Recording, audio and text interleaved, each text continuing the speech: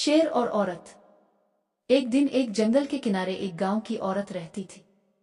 वो बहुत बहादुर थी और जंगल में जड़ी बूटियां इकट्ठी करने जाती थी। गांव के लोग इसे मना करते कि जंगल खतरनाक है, मगर वो कहती, खौफ से जिंदगी नहीं रुकती। एक दिन वो हस्ब मामूल जंगल में गई। अचानक दरख्तों के पीछे से एक शेर निकल आया।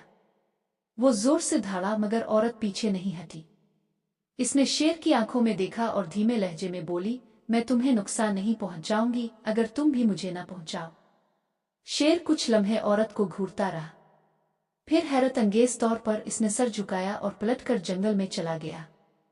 औरत की बहादुरी ने शेर को हैरान कर दिया था।